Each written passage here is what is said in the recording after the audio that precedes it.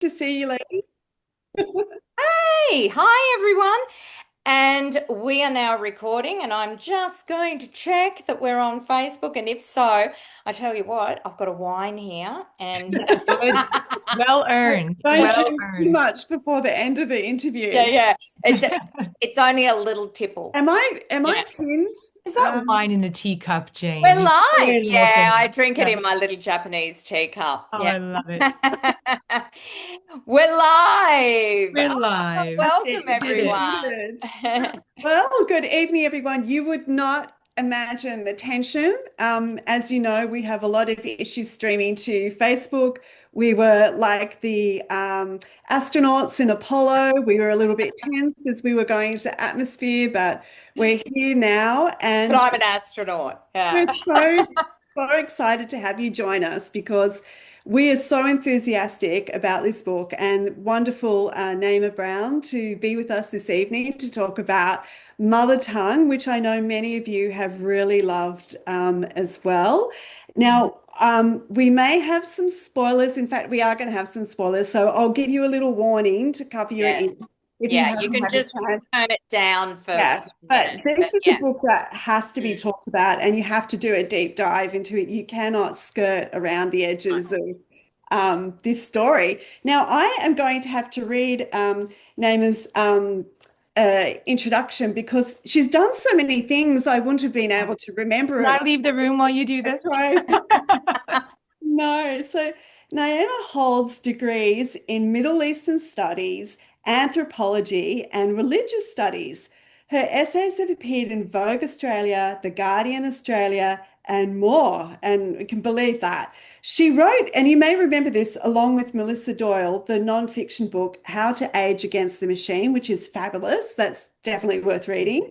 And she has spent over a decade working in news, current affairs, and documentary, save for a brief stint in reality TV, which inspired her first novel, The Shot, which I know that you interviewed Naima about, didn't you, Jane? I met her, yes, when she was Yes. Yes, coming into that the one. So that was That really podcast. was our good. meet Yeah, cute. Yeah. yeah. Now, of Was me. course, she is born and raised in Northern California. Only somebody born and raised in Northern California could have taken us on this fantastic dark comedy romp with that beautiful American irony. But she has also worked in Yemen and Afghanistan, which we're definitely going to have to talk to her about.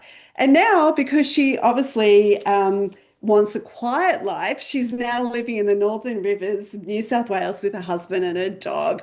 So, welcome to Book Queen. Welcome. Oh, thank you. With the book queens themselves. Yes, yes, Yes. and all our lovely little book queens up here. So I just want to say that we did. Naima and I met a couple of years ago when she was promoting The Shot, her first novel, and I thought she was super cool. And I thought, oh, this is someone I'd like to have a drink with. I said, oh, do you live here now? Meaning Sydney or Australia or whatever. And she went, yeah, I live, but I don't live in Sydney. I live in a town up north. You probably haven't heard of it. It's called Ballina. And I went, Ballina? I'm a Ballina girl. That's where I grew up. I go back there a lot. My mum, who's probably watching, 5 minutes is away. there. Oh, Yeah. hello, Jane's mom. Yeah. So she's a Ballina girl now too, which is great. However, what a background you have. So before you started writing fiction, I know that you have this journalistic background. You lived in Afghanistan and Yemen. Like, just talk to us a little bit about that and your life Oh, before you ended up in Ballina. well, I hope everyone has a wine in a few hours. Oh, Um, just, oh, it's only a small wine, Oh, yeah. it's good. I have gotten better at being concise about these things, but I will say, because I'm speaking to two incredible novelists, and there are probably lots of other writers, maybe at different stages in their writing lives, who are also joining us, that, and I know what a cliche this sounds like, but I certainly was writing fiction when I was little. And that was always kind of the big dream. And I know this sounds like a little like I'm already going off track. I promise I'm not. My dad, who I lost a couple of years ago, was a musician, and he he was one of those men who really tried to kind of raise a family in the arts and it didn't work. And so he had a lot of bitterness around that. And when he saw me starting to go down a creative path in my adult life, Mm, he thought, bless him, that he was giving me really good advice when he said, he used a kind of biblical metaphor, but he said, you give God what is God's, you give Caesar what is Caesar's. And what he was trying to convey to me was never stop writing, painting, mm, arting, but do that for yourself. Don't try to make that your work. mm, Go and do something, smart and go to school and, get a real job.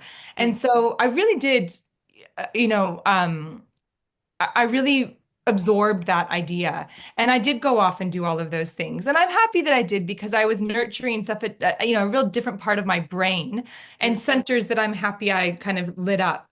But throughout all of those places that you mentioned, and that I've been privileged enough to have lived in and traveled through, and people and cultures and languages that I've encountered, that whole time I was tucking, writing little notes and little mm. post-it notes on the, dome of your mind.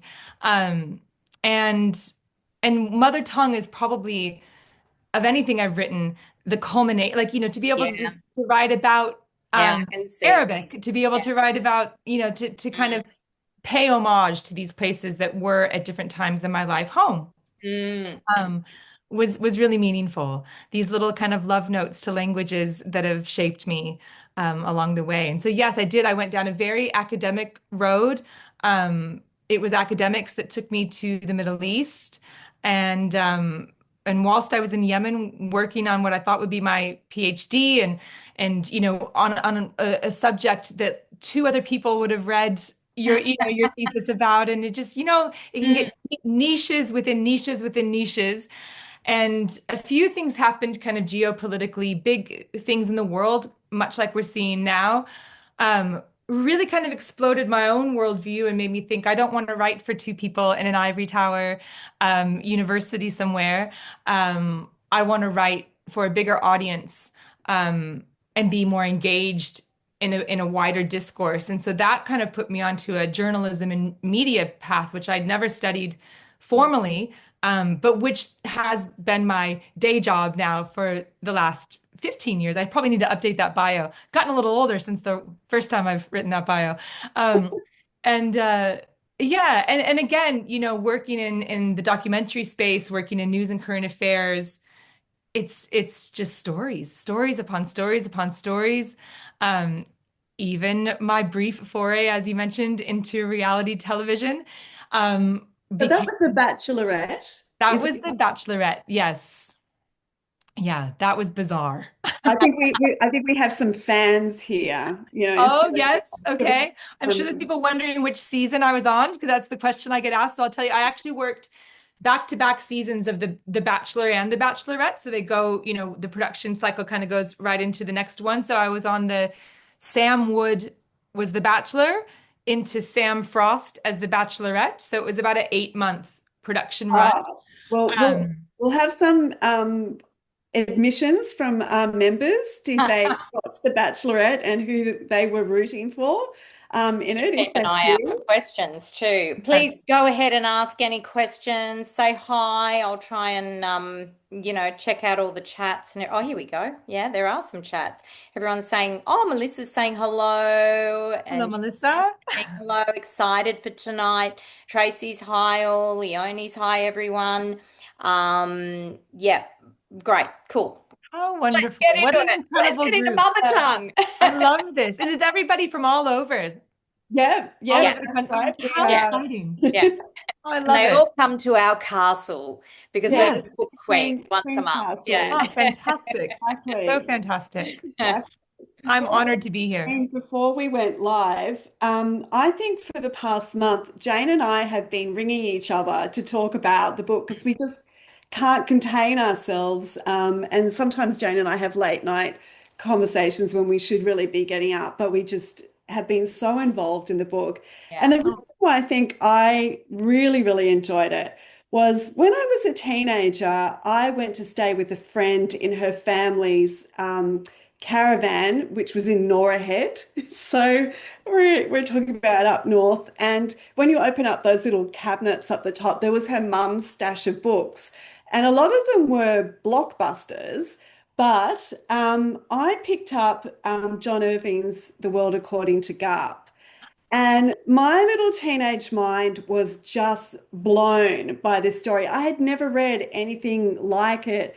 His dark humor, even though I was like really young, I loved how in that sort of the absurd and the quirky, he told such human truths. And Mm. Yeah. I just felt, and I think it's a particular American style of irony that I then went on to read Kurt Vonnegut, and I have Yeah. a you should never meet your star moment in that one, and Tom Robbins. And so when I read Mother Tongue, it really took me back to that delightful world. That And is so, high praise. Sorry, just yes. Tom Robbins is one of my greatest influences, I would say. Absolutely. well, that's what I Yeah. wanted to ask you about was, where does this writing style come for you? So who were your influences? So Tom Robbins and Tom Robbins absolutely changed my DNA as a reader yeah, long before I was writing, just in terms of what the rules are and aren't. yeah, And I think, I came up through the education system at a time where the syllabus was almost wasted on us in terms of the literature syllabus. If anything, these are, syllabi that we should be getting when we're adult women, people with some life under our belts. And so it was just, and again, I don't wish I hadn't read the classics, but it was a very dry list, and yeah, there were right and wrong answers of how you were meant to interpret things.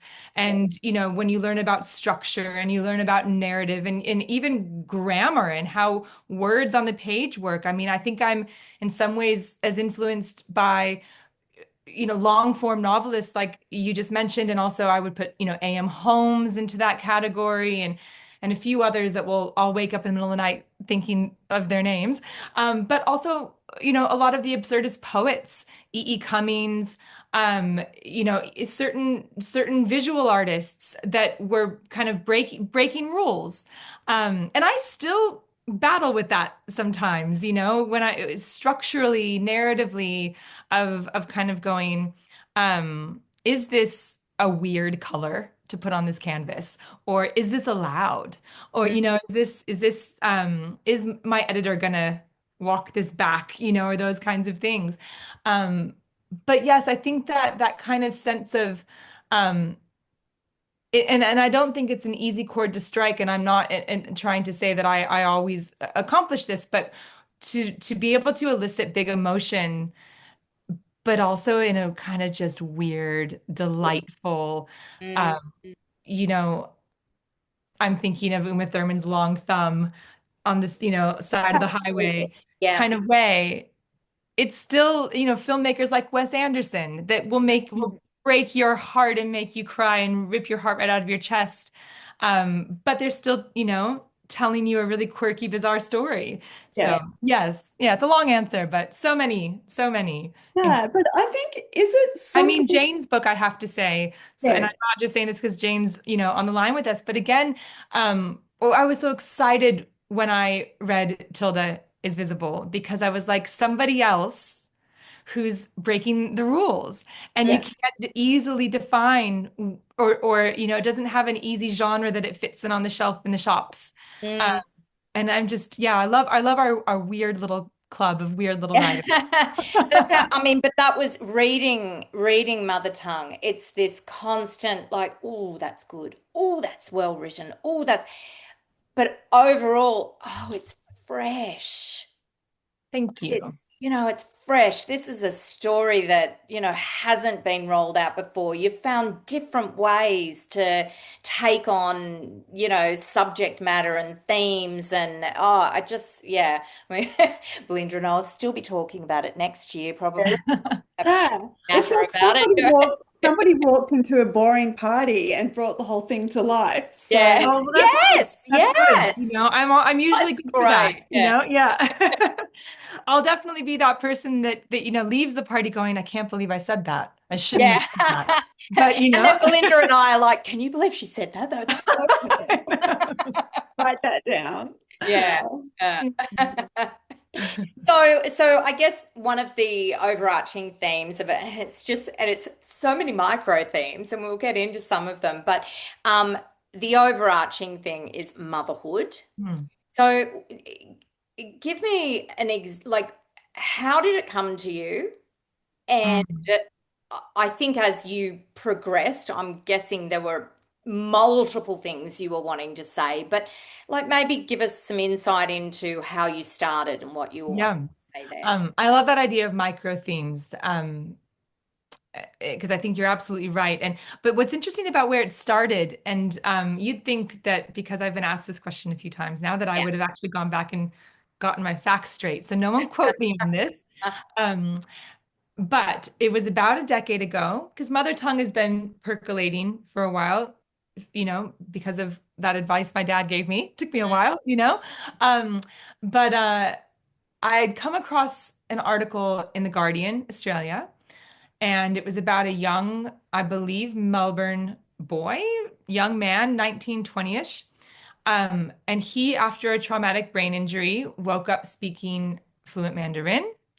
And what did he do? Well, he upsticked and moved to China. He became the host of one of those really quirky game shows. I've Um, read about him. I know. yeah, I love yeah, this it's stuff. it's I such know. an incredible story. He, Yeah. fell in love, had a local girlfriend, Yeah. and for all I know, I actually really ought to try to find him and have a chat to him. But for all I know, he's still there. Yeah. Um, and so, the Bear Trap kind of clamped down on that story because it's like, what an amazing, inciting incident, right? What an amazing hook to wrap a narrative around. And then it always kind of, stuck with me, whispering on my shoulder. And it occurred to me in the moment that Bryn was born was, who's freer really than a 20-year-old white male from a Western democracy, so that when that kind of lazy Susan on the table rolls around with some really wild dish that you're probably never going to get again, he was able to just gobble it all up with both hands. And who's less free? Well, women, Mm. mothers, carers, people who are locked into a political ideology, a religious ideology, people burdened by responsibility, which do tend to be women. Mm. And Bryn was kind of born in that cauldron. Mm. Mm. We might drop in and ask our members if they were to go into a coma and come out speaking a language, what language would they like to come out? Because I thought French was wonderful. I actually was quite jealous of Bryn's sudden Frenchness. Me too. I Mm. thought, I don't know if she came out speaking some other obscure language, whether it would have been quite as exciting.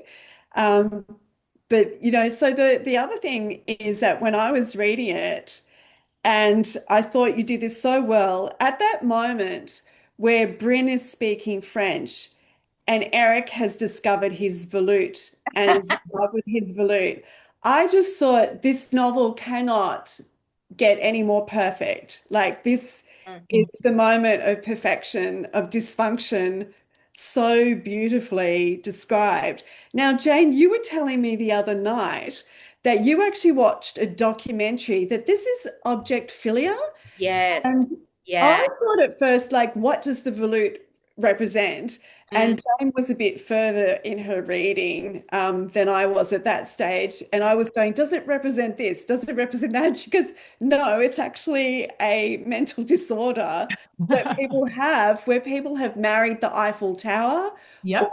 Yeah. Ferris wheels Piece and of the Berlin Wall or Berlin Wall. So like tell a us about the carousel. Yeah. documentary that Oh, this you this got. years ago, this girlfriend of mine called me and she said, "Stop whatever you're doing, turn on SBS. There is a documentary you I've must seen see." that. Yeah, Yep. it's now on YouTube and I have sent it to people. I watched it, then I took a photo of myself in bed with a kitchen stool, and sent it to her and said, thank you. That was just the best television I've ever seen. So when you used this condition as a tool for Eric, Mm, oh my God, it was just genius. That he could form this bond, this relationship with this thing. Never actually, well, he did question himself, at mm, times, but ultimately he was right, Bryn was wrong. mm, He wasn't willing to look at how her brain worked, her mental condition, anything like that, while mm. he was forming this relationship. Yeah. It was such a great tool with this condition that I've just been fascinated by. It is so fascinating. And I don't know if you've seen Jane, but I think that the woman who was married to the bridge, I think it's actually the bridge in Paris with all Yes, the padlocks yes, that they've divorced. So, right. Is I she the one mean, she was an Olympian and she was married to a bow and arrow as well? yes, Yeah. so bizarre. Elizabeth Um, Taylor of Objectilia. Yeah, yeah, yeah, Yeah. Is she yeah, going to marry the bridge twice? That's yeah. maybe they'll get back together, you know, like we can only hope. I think So that what might was be the another. thinking? I mean, we've discussed this, Belinda and I've discussed this, but what was Mm, your thinking behind bringing that into it yeah, for Eric? so many things. I I knew there was a time where I was flirting with him having a kind of um very surreal relationship with like a blow up doll, right? That he kind of believed spoke to him or something like Yeah. that, right? Because I knew that the kind of pathos around women Mm, um in his psyche needed an external avatar. yeah. Um and I just thought, not that I'm clearly not a pearl clutcher, but I didn't want it to be something so obvious. Mm, I wanted it to be something that he could kind of tuck away and hide, but also kind of have with him all the time, a bit like a talisman mm. that would almost be like a safety blanket, you know? Well, I actually have to admit I do have one, but Do you? yeah, since I was a child. If mum's Wait, a watching, volute yeah, or an object that you yeah, are in? no, no, like it's Muffy. Like I have this thing. It's a security blanket I've had since I was a child, and I get it out while I'm writing, and I'll sit there. No, I would like to meet Muffy Yeah. sometime. I would be It's not delighted. like Eric's balut, that's for So sure. are we I hope getting, not. But look, if it is, no judgment. are No we judgment getting with an the book invitation queen. to the wedding, Jane, though? That's Yeah, Exactly. yeah. Yes. Yeah. the question. Um, I'm in a relationship with a muff is, yeah, Yeah. that could be interpreted in all kinds of Mm, exciting ways. I Yeah. know. But I think that I actually imagine I'm talking to a group of women who would appreciate this. It really was one of those things that just like dropped into my brain. And I don't even understand why the volute. yeah, I, the object, the image of the object kind of appeared. I didn't know what it was called. I had to Google curly, spirally, scrolly bit of a yeah, banister. But I just knew that that's what it yeah. needed to be. And And I don't know it why. is kind of feminine, isn't it? Because he's Yeah. this hard, strong, like he's the railing of the staircase. And then, the Volute Mary is like this curly, swirly, feminine shape, you know. Even that I think is so fascinating because I wish I could say that that was deliberate and and then yes, Eric was the straight rod of the stair. No, I just thought that's it. I just know that that's the object Yeah. that's Yeah. his. Yeah. For Um, me, it came across as like tradition. Yeah. well, A home, yeah, because then you know? I almost got Yeah. to reverse engineer, and it was a bit of a late stage edit when I decided to give Volute a name, Mary, and to give her a backstory and Andrew Jackson's, wartime residence, and to be able to kind of give her own history and Mm, story, and I had a few moments of going, oh, thank God that was the object my brain just Yeah. presented me with, because there's actually so much here to work with. And yes, the shape and and just how many kind of idle touches and these things that we all kind of leave a little imprint of ourselves on without giving a second thought to. Yeah. Um, yeah, it was very fun to write. And it really did. And in the end, because I know we're talking about spoilers, um, I knew pretty early on that Jenny was going to have her moment with the volute, her reckoning with the volute. Um, and so I'm very happy that before I knew that that was something that I wanted to happen, that the brain gave me wood to work with. That Mm. scene. Um, so I kind of followed it, to its own demise. Well, we have to talk about Eric because Jane kept telling me she was triggered by him, and he definitely has asshole syndrome written all over him. So, Jane, do you want to tell us why you think you were triggered by Eric? Oh, look, I just think that and it's interesting because there were moments where I felt what you do with each chapter is really long, and you sit in that and you get that perspective. You really get the layers of each character. You get to know them so well. Yeah. So well. It's really unusual to be sitting with a character at length like that. And so you're able to kind of constantly be in movement with the characters in the novel. Um, you know, one chapter you're like, oh no, I'm not going to like Lisa, but then you feel for Lisa. Then you get to know her better and you have an understanding of her, and with all of them, even Eric. Yeah. But you certainly, really well kind of just I guess Belinda and I were talking about, and we've talked about this at length over the last couple of years, where I think it's really difficult for anyone to write from the perspective of the opposite sex. Mm. And with men, we have often said we don't feel like we can do it the more we get to know men, because it's almost like they don't sort of think as much as we think they do, Mm. or they don't think in the way that we think that they do. They say Yeah. that No? women spend more time thinking about what men are thinking than men actually spend Yeah. thinking. Thinking. Yeah. Yeah. And I've in heard that. raising four boys, I went from writing like a male perspective to going, oh, that would be a paragraph and it'd be about Yeah. breads and sandwiches. You've tapped in somehow, like you've really, really tapped into the way that this man thinks.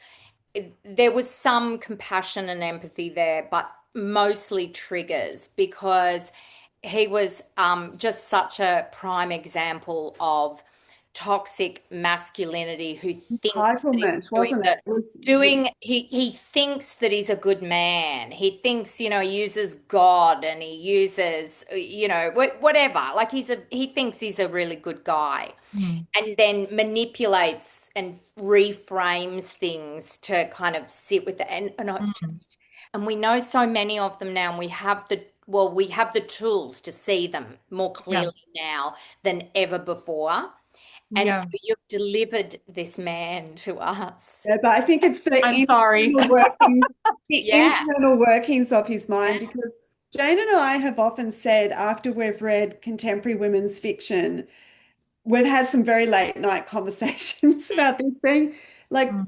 do you think men actually think like the way that they're portrayed in women's contemporary fiction, or do Mm. you think that's the way we wish they Yeah. were? Mm. Mm. And you took us right into the mind of an Yeah. entitled male I think you did it really, really and well. did Yeah. it very well. But I Thank do have a you. question for our members that I want to ask them, and we might look at some of their comments as well, Jane. But do we think Eric got his comeuppance in the end, or do we think Naima was a bit harsh on poor Eric? So we might gauge our members on that who've actually had a chance to finish the book before tonight. Yep. But did we get any comments on the language? What language? Um, Yes, so Melissa says, I remember watching The World According to Garp and then reading the book. Yeah. Leonie says, definitely French. Joe says, French for me too. I'm desperate trying to learn to speak it. Melissa has asked, and I think you might have answered that, Naima, why the volute? Yes. Pam says, French for me too, but I would love Italian as well. Yeah. Um, Melissa says, I was thinking that you were showing that it was more acceptable for him to have a relationship with the volute rather than her speaking French. Yes. Mm, Yeah. absolutely.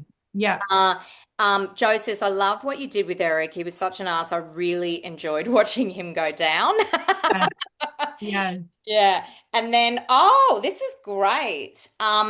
Wow. Lauren says, Eric was my favorite character because he scared the crap out of me. I didn't like him at all, but wow. Yeah, and that is true. Like Appreciate that. if you're looking at being really well written, I Yeah. understand why you're saying that, Lauren. I absolutely agree because every time he came back and it was his chapter, I was riveted.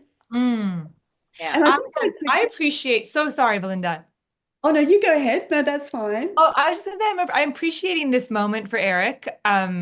So, even just right now, giving him this amount of time in this Mm, conversation because he doesn't generally, I don't get asked about Eric in depth, and I do have a kind of affection for mm, Eric, mm. because I know so many Erics. Yes. Um, s- Myself, other women in my family, many, many women in my midst in the States are right now, as we speak, grappling with what to do with all of the love that they carry for men in their lives who, over time, particularly over the last few years or the last three administrations, um, have become radicalized, Yeah. um, and hold views that ha that make it very clear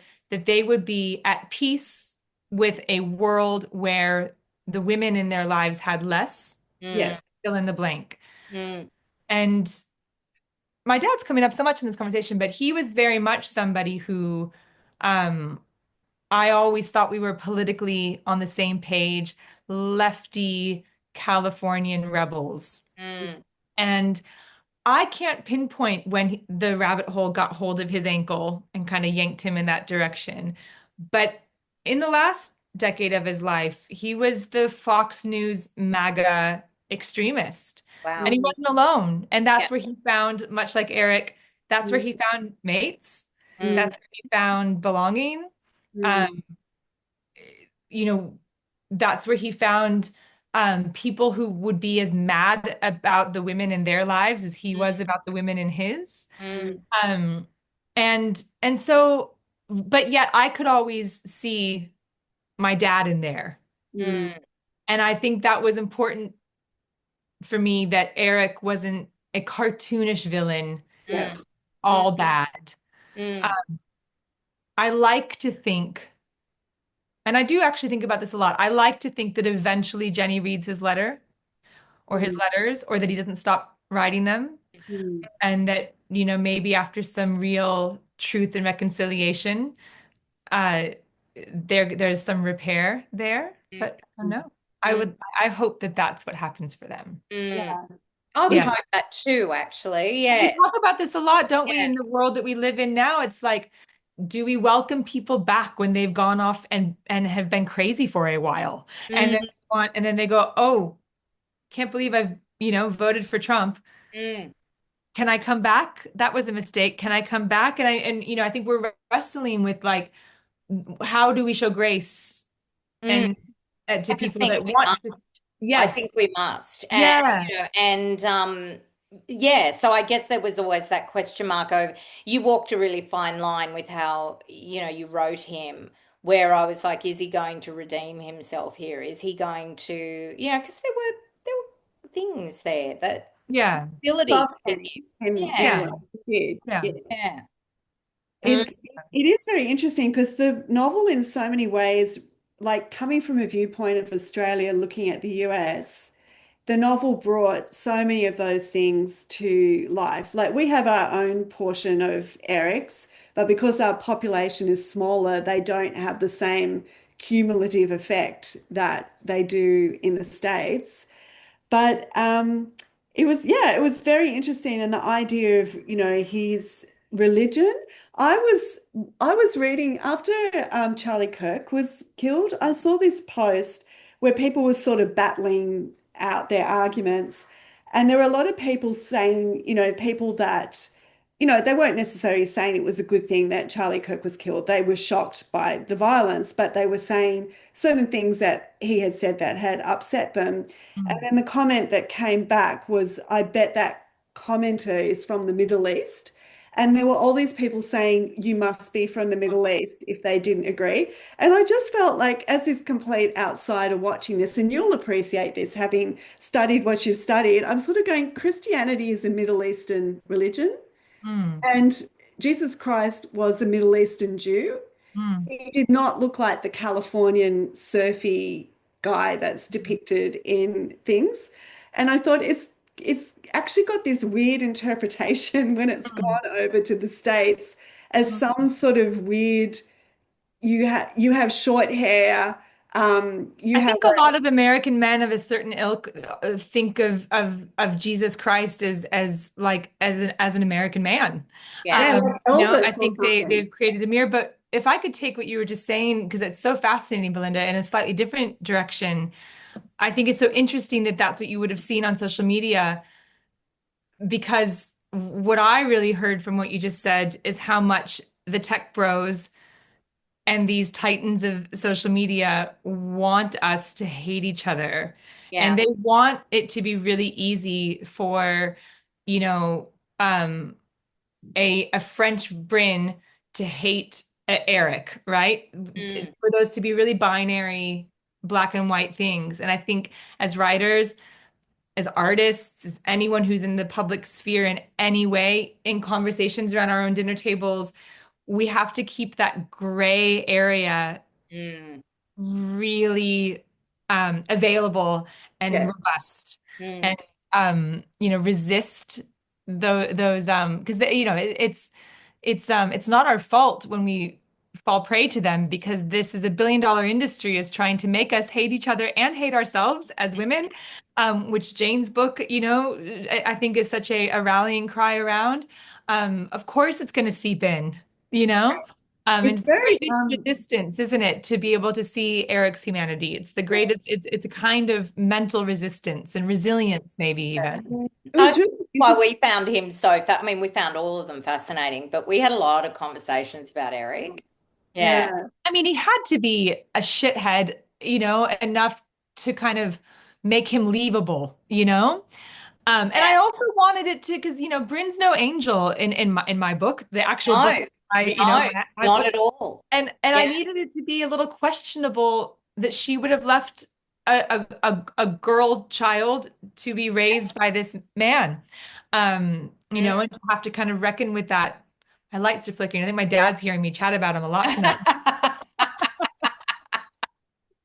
I welcome him to the Yeah. conversation. Well, just getting back to what you were saying earlier, Bryn, sorry, Naima, I called I you would be Bryn. honored to be I'm called sorry. Bryn. I That will. was on my mind. So I going love that. back to that, well, I went to university in the States in California in the mid 90s. Oh, And one of the cool. things that I loved about that education was how well people could discuss things and Hmm. how people could have the most opposing views and still maintain incredible politeness and to find the common ground. And I remember when I was researching Southern Ruby, I saw this documentary where Martin Luther King was talking with, I don't know who the other gentleman was, but he was in favor of the segregation of the races. And yet their discussion was so polite.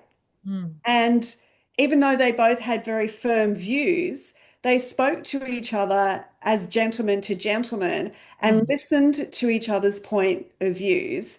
Hmm. And they were able to actually find, and I think somebody's actually given an example of this when they got people who were anti-gun law and Mm, pro-guns together, that mm, they were actually facilitated by communicators. mm, And they actually realized they all had the same aim, which was to keep their family safe. mm, But they had such different ways of coming to the discussion. mm. And once they realized they actually had the common ground, they just had different solutions. They Yeah. felt completely differently about each other. And I think that's what Jane was saying about with your characters. It's very easy to go, oh, I hate that character. Like I did not like Lisa at all Mm, when I thought this girl is like chasing after her best friend's man in and the whole way that she was doing it.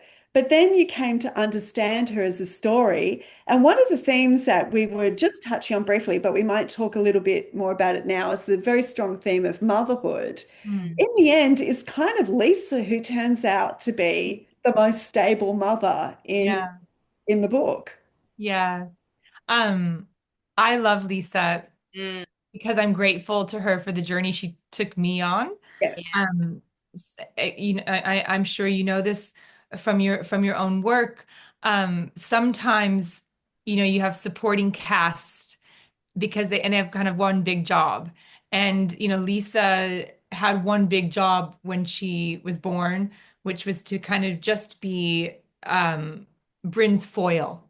yeah, Um, to want what Bryn doesn't want, to value what Bryn doesn't value, and to be someone who kind of straddled these these ages, right? Like she, and has dirt on Bryn in a way. I remember you when you were not this, buttoned up suburban mom, ruling your household with this militaristic schedule. I remember you when you were a loose, um, you know, unsafe, risk-taking teenage girl. And I can lord the power of that knowledge over you a bit, and that was really her only job. And it was, again, it was over time just kind of really trying to tune in to her. And then I realized, as we do in this process, you know, um, I thought about the fact that I had been a stepmother in a Mm, prior relationship, that I have a stepmother who I love and adore. Um, and and I realized that she deserved better for me and more for me in terms of her longer arc. mm. yeah. Um, and yeah, I really personally enjoyed my own journey with her of kind of going, God, Lisa's a bit of a mole, to Yeah. almost to being the hero in some ways in for me. Definitely. And I definitely, so I loved her arc and I saw myself in her, particularly in sort of the later part of the book, more than the Yeah. other characters. And it was the stepmother thing, and it was the choices that she made and the struggles that she ended up having with Eric, Yeah. but the Yeah. choices that she made for her stepchild. Yeah. And that was a great addition to the story. I'm so happy that you felt that. And I just I don't have kids, and I enjoy actually kind of sharing this with readers. Um and I also feel it's really important to say that not all women who don't have kids have to be as engaged and involved in the lives of children as I am. Um, Mm. I was just at Brisbane Writers Festival over the weekend, and there was a woman, and I'll send it to you, because if anyone wants to know, but because I can't remember her name, she's a new writer to me, and she's written a collection of essays about women without children, and she was using all these like all of these terms, like child free or childless by choice and all these things, and I was sitting there in the audience thinking, I don't see myself in any of those identifiers. It's to say that I live child free would be like saying I don't have any like Capricorns in my life, or any like 29-year-olds, or it's this whole category of Yeah. human, and like my life is populated by children, and and there's a handful, I feel almost Oprah-esque about, that are like my little Yeah. academy that I'm deeply invested in. Mm. And I bring all of that up to say that one of the really special places in my community that I get to inhabit, I think as a child-free, it's an easy term to use, woman who does love and delight in children, is that the mothers in my life, especially those with, that still have kids that are the age that Jenny was in the beginning of the book, let me share in the high highs, in Yeah. the great days, but they tell me all about those low lows. And they Yeah. confide in me in ways that I don't think they confide with other mothers because there's shame or there's, you know, taboos. Mm. But I've heard from so many women who have led me to trust that Bryn's decision isn't actually that outlandish. Yeah. If No. you catch someone on the right day at the right Yeah. time, that Yeah. it's yeah. And I Yeah. think it's actually bringing up something that you're right, that women don't really like to talk about. And I was actually thinking that through the book, that you're actually dealing with something that's going to make a lot of people uncomfortable because they don't want to admit it. Like nobody wants to admit they snore or anything else. Like, They snore or they want to leave their kids. yeah, or they want to leave their kids. But it's really interesting that, and like there's this level of perfectionism that when women argue, I've never really understood the argument between whether women should work or not work and how women really get into this ball with each other about Mm, it. I've always thought, whatever works for you and your family and your child, just do that. But I mm. think there's so much guilt around motherhood and how to be a mother. And just to give you, like, it's something we have to watch out for in ourselves as well. Because I was a wildlife carer, volunteer wildlife carer, Oh, I love that. and it doesn't just extend to human babies. It Mm. actually extends to I was the possum coordinator for my area. So I had to coordinate all the carers of the baby possums, basically, orphaned possums. Oh, bless. And the arguments between women about the best formula to feed a brush-tailed Joey possum actually got to people not speaking to each other. And I would Wow. have to coordinate because there's some carers that deal with possums at a certain age, and then others that deal with them when they're bigger. And I would have to not just be the coordinator of writing down the numbers of possums that come in and who's going to take them. It was actually facilitating, Cindy's not speaking to Anne. There's a novel in that, Belinda. I think you ought to, the community torn apart by, you Can you know, see why I yeah. relate to your novel? Because I see it so close to real life. People might find this stuff absurd, but when you're dealing with it, you realize there's nothing in the human condition that is too absurd. No, we're absurd creatures. Yeah, absolutely. We could be talking about this particular subject for hours and hours. I know I could tell that you've probably gone and really had deep conversations with people and sat with women and talked about motherhood and had people really open up to you and yet left the weight of the research off the page. There was I love something. that. I love that observation, Jane. Yeah, thank you. Yeah, it was just Um, so kind of, there was an ease and simplicity, yeah. truth to what she was going through as Yeah. Well, well. because she wouldn't have been somebody, I mean, other than the nature documentaries she was watching that kind of, made her have a kind of latent feminist, burst. I don't think Bryn was thinking of herself in any deep ways, and No. she wasn't placing herself within a kind of body of research. And so I think the only kind of indulgence that went directly from my own kind of reading and edification right onto the page because I was just too moved and almost kind of validated that I was on to something, with this manuscript. When I learned the story of Joni Mitchell. Mm. I don't know if you guys know the story. Um, so it's written about really beautifully in a book called Monsters by Claire Dederer that I highly recommend. It's a book about how do we love the great art of bad men, that old chestnut. And then she has one chapter about what to do with the troublesome women, right? And one of the women that she discusses is Joni Mitchell. I will be brief, but Joni Mitchell at all of 19, in the late 50s, fell pregnant. Um, she was not yet Joni Mitchell.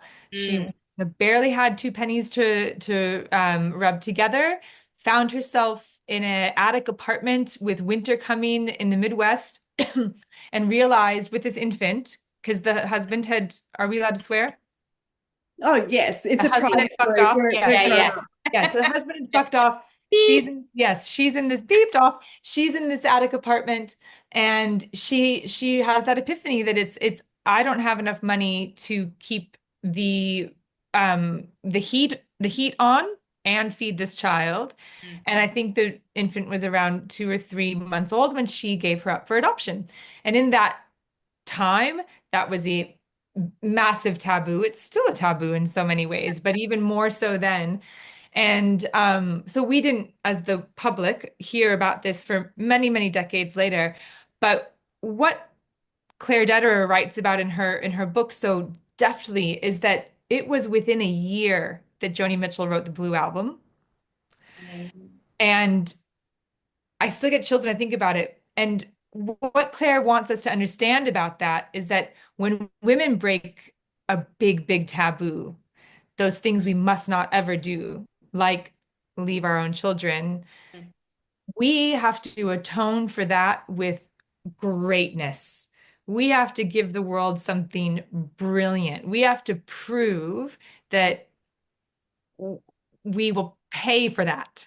Mm. And it was really important to me that Bryn was ordinary, Mm. that she didn't give us the Blue Album. She wasn't Joni Mitchell. God, that's good. Yeah, I was like, So I, good. It's so true. yeah, she just, Mm. model, Yeah. trading off something that's gonna fizzle and fade away, Mhm. you know. But I Yeah, know women who make choices and then have to bargain with the universe. yes. Like I have to balance the scales. And so if I'm gonna give you something worth that Yes. choice I'd made. Mm. Um, and I just thought, what if Bryn is just mediocre all the way to the end, you Yeah. know? Yeah. Yeah. Mm. It's so interesting, and the way that you tackled her and her development after she starts speaking French was so amazing. When I was reading your book, I just thought we were kindred spirits immediately, and I Maybe thought from your California years, we might have been in the same place at the same time. You never know. we may have been. And I actually thought as I was reading it, there is going to be, because in women's contemporary fiction, there's two no-nos. One, no bad mothers, Mm. and no adultery. And I sort of broke the rule in my latest book as well, because I just thought, damn it, Yes. sometimes you just got to say it and let the cards fall where they may. But when I was reading your book, I thought there's people who are not going to get this, that are just going to go, what? Like the same weirdos that don't get Twin Peaks. Hmm. I don't know who that freakish group of people that go, what? I don't understand. Why Yeah. is she wrapped in plastic? And why is Yeah. this woman talking to a log? And why is there a dwarf? Yeah. It's just like relax and go with the Yeah. story. Yes. But I was curious. So I went on to Goodreads just before I had finished. And anyone who hasn't read the end, just block your ears and Yes. then I'll tell you when to unblock them when I've got past this bit. But as I went on to Goodreads and I read the comments, yeah, there were those people who were just like, I don't understand what this is Yeah. about. Yeah. And their comments were they didn't like the ending or they liked the book, but then the ending didn't make any sense. And I hadn't read the ending yet. And I thought, oh, what's going to happen to this marvelous book? Is And something, then it was all a dream. yeah, is it going to be that? And then I thought the ending is fantastic. It is the perfect ending Yeah. for this book. Of course, Bryn is going to end up speaking German. Of course, of course, of course. So these people that just don't get it, So now everyone who had their hands and knees, they can take it Yeah. off. So my question is, there's a certain bravery in writing a book that you know a large amount of readers are not going to get. Yeah. Yeah. And so how do you handle that? Um, on my very best days, uh, I like to channel Georgia O'Keeffe, the painter, who Mm. said, and it's not verbatim, but um, praise and criticism are the same to me. They both kind of wash right over me. That's me maybe like when the moon is at a certain, like that is me on I've had I don't 8 hours sleep and I feel great. exactly. Yeah. I've taken my hormones Yeah, yeah, and yeah. I've eaten some protein and all. Yeah, that's really not me. I aspire to that. Yeah. Um, it, I don't think to be honest, I don't think I went into writing mother tongue thinking about people who weren't gonna get it. And I try not to think too much about those kinds of things. Probably the same for you, or else you tie yourself in lots of knots. I think in the aftermath of kind of seeing how the ending has there's no neutrality around the ending. Mm. I find it really delightful. And I think maybe it's just because it's been a few months now that I've been invited to more book clubs and less kind of talks Yes. where Yeah. you have to avoid spoilers. And I've been able to ask people and engage with people who um, felt let down by the ending. And those conversations have been so interesting because Mm. I think that desire so many people have, especially women, for Joni Mitchell to write the album, right? Mm. For like for there to be an easy way to forgive somebody or to finally like somebody or to finally make sense of somebody. Yeah. Um, and I did consciously know I was withholding that, but it was also because that's not what I believed about Bryn. No. And so any other ending I just think would have been a betrayal of what I knew her Yeah. to be. That doesn't mean that when I was writing it, I wasn't like, whew, Yeah. is it too much? But I just I think I would have been yeah, disappointed if you had ended it any other way Yeah. Oh, I went and because giving us another mentioned curveball. the review. I checked out and there were a couple of people who went, "Oh, yeah, I loved it." And then the ending, yeah. And I'm yes. like, oh my God, what does she do? Does she kill her off? Does she Yeah. like, what is it? What is it? And I went, yeah, no, that's right. Yeah, I Right. think that Yeah. I feel like, I now I know what it's like to be in the writer's room of The Sopranos for the last episode or Lost for that Yeah. season Yeah. finale. Yeah. Yeah. It's Yeah. endings are hard. Yeah. Um, and that's not a cop out, but it's more that we were talking about Substack earlier before we went live, and an idea that I've had for a Substack that maybe someday I'll do, I was going to call it alt endings, and I was going to reach out to other Oh, authors I and love that. and ask authors to write an alt ending to a novel that they've written. Something, I used to love those choose your own adventure books when I was a kid, you Yes. know? I do find it challenging to have to kind of pick one Yeah. ending. Yeah. That's the hardest part for me. I do Um, too, because I always feel like I'm in a multiverse. yes, And it's like infinite possibilities with the stories and absolutely your infinite. characters. And then Yeah, and the weight is on you to actually come up with one of them for the book. yes. Yeah. And I could have written a tidier ending for Bryn, Yeah. um, but I think I would have always felt like I'd let her down in a way It would have been if a I'd done that. very different book. It would have been. Any other way. So Mm. while we're on the subject of the language, and we won't say out loud anything else but the French, okay. Sharon says, just in case people were blocking their ears, Sharon says, my favorite part of the book that I still think about, and I know Belinda and I've discussed this. Jesus Christ, we've talked about this a lot. I'm so It's honored. the idea of having a second soul when Bryn spoke and thought in French. Very relatable when you're learning another language. And I just, and I'm guessing that you're very proficient in French. I know that I lived in Japan for a long time. I studied Japanese, but Wow. I also married someone who's trilingual, but his first two languages were Japanese and German. So the family speaks a merging of those languages and they flip between them. And That's then your family tongue.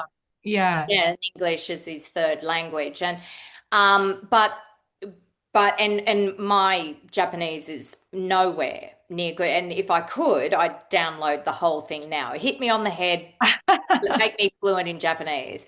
Um, but there is a second soul there. There is something else that when I am in Japan, when I am around Japanese people, when I am around Japanese culture, it's like a different version of me. And it's a good version of me. Yeah. It's a version of me that I really like and I Yeah. always have.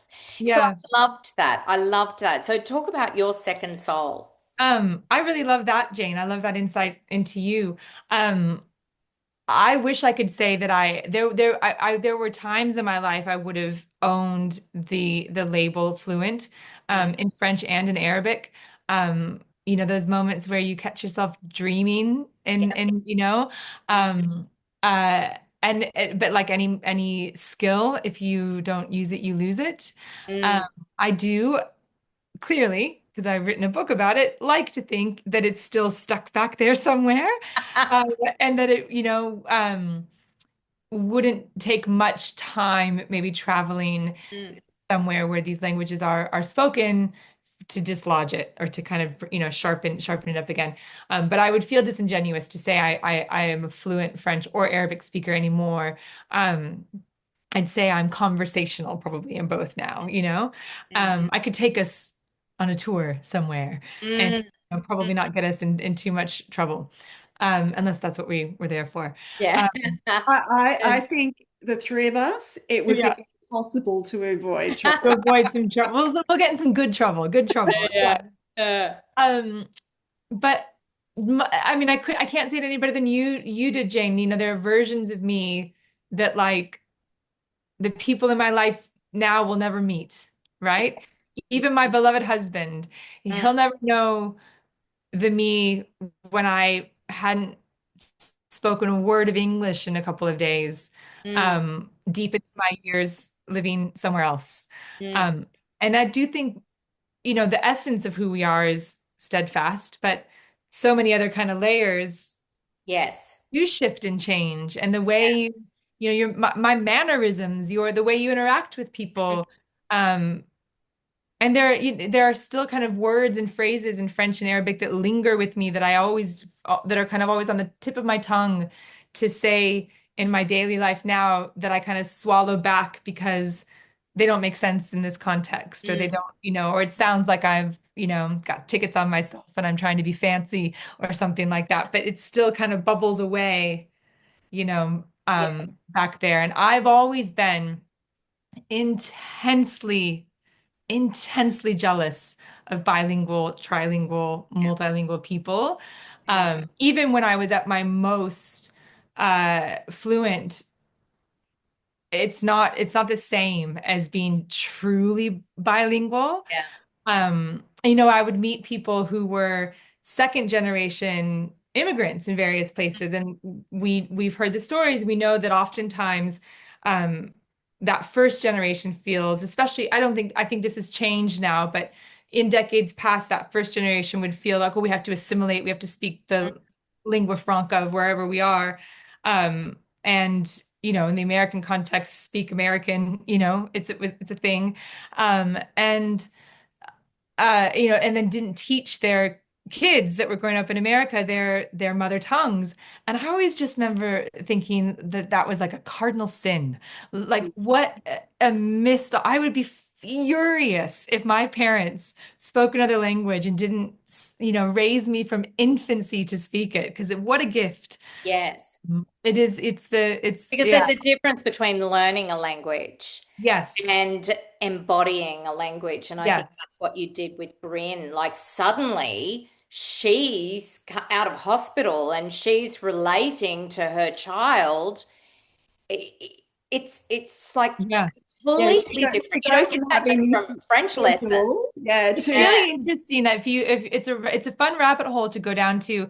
I did a lot of reading around different parenting styles and specifically mothering styles. Like our French mother is different than American mothers, and our German mother is different than, Mm. and whether or not language, plays any role in kind of parenting styles. And there's a lot, out there. And it was really interesting to me to see what my own misconceptions were, because there's a lot of literature around how French mothers are actually a bit more remote Yeah.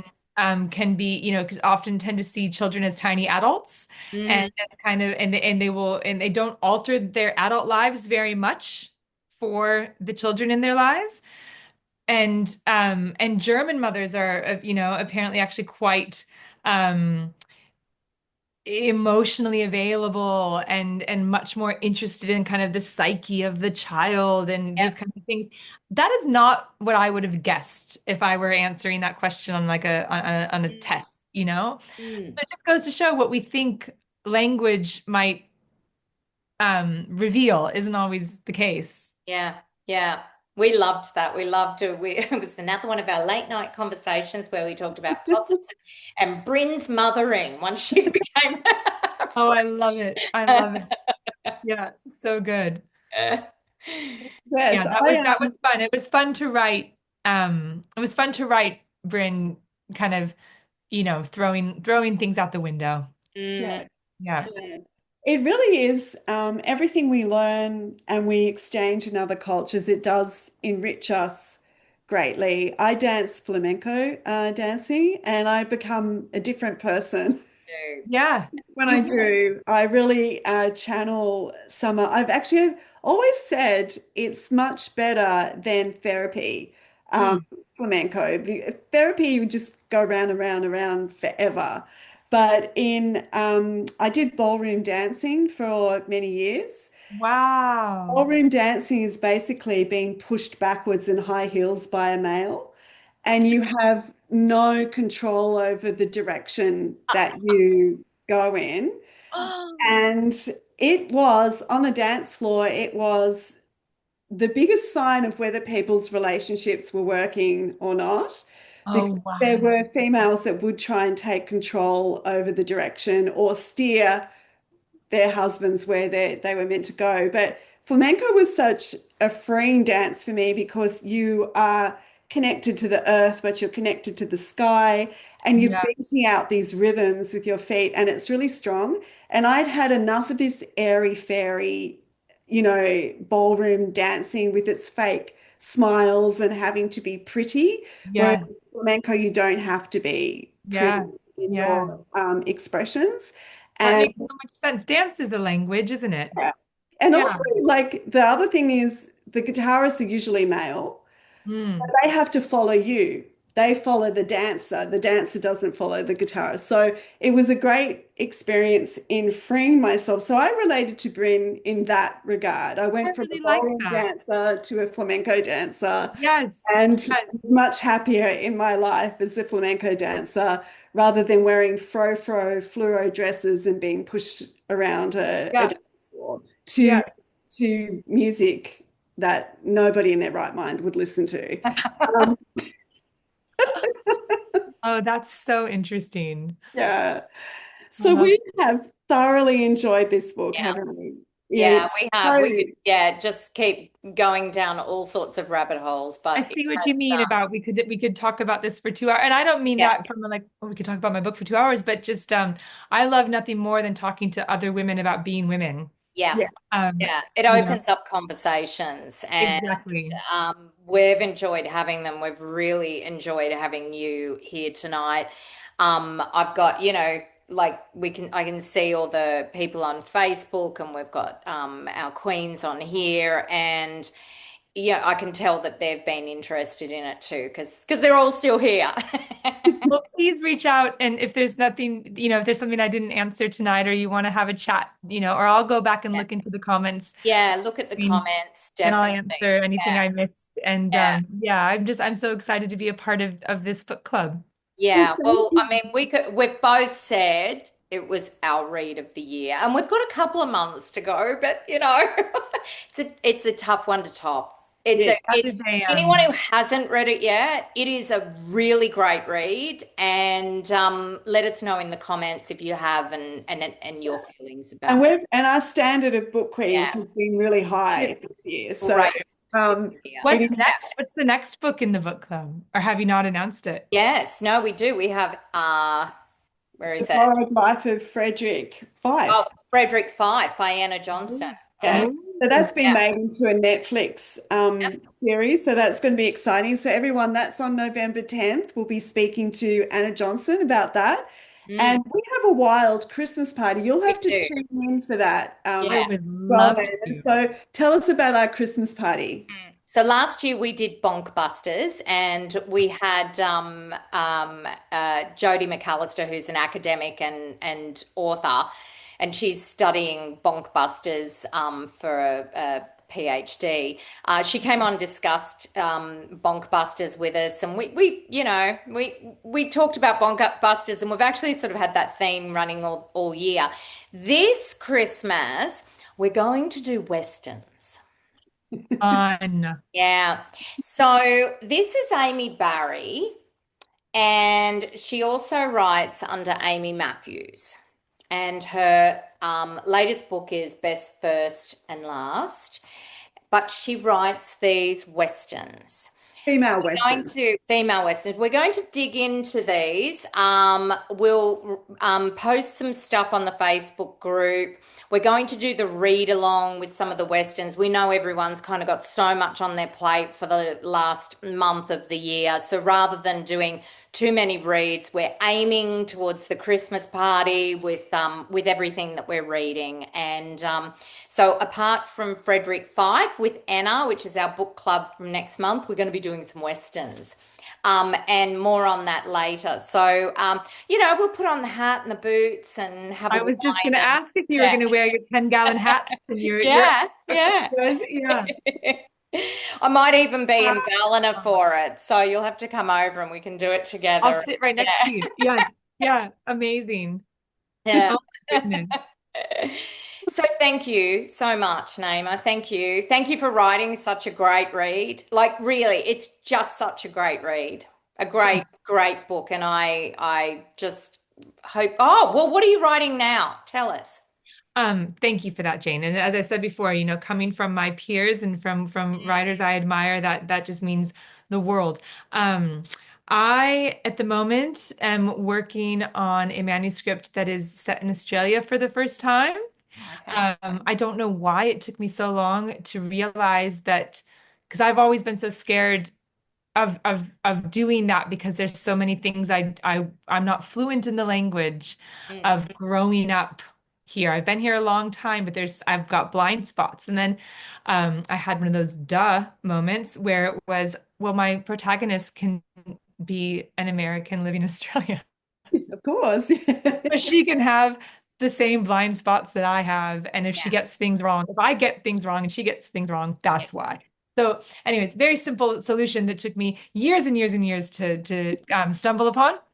And so I'm writing about a cult, Oh, an accidental cult. So it's about a woman who she doesn't mean to start a cult, but she accidentally starts a cult, and now she wants to leave the cult that she started without admitting that she actually started a cult. So it's set in the Northern Rivers. it's, you know what, I no, it's set in the Yeah. snowy mountains because I don't want the pitchforks. It's Yeah, too yeah, yeah, too close to home. I want to yeah, stay here, Jane. I yeah, want. yeah. Snowy Mountains is good for that. That's great. Oh, I love it already. Love it. All Yeah, right. I absolutely love it too. I can't wait as well. So thank you again, Naima. We'll Thank have to you. have you back for Book Queens with your next book. So I would love all the that. best with writing that. And thank you to our lovely members for joining us tonight and your comments and your questions. We love you all. We'll be posting more about what's coming up at the end of the year on the Facebook page. So until November 10th, everyone take care, look after yourselves, and Bye. keep Thank smiling. Keep you. reading, keep smiling. Thank you. Bye. Thank you Bye. so much. Bye.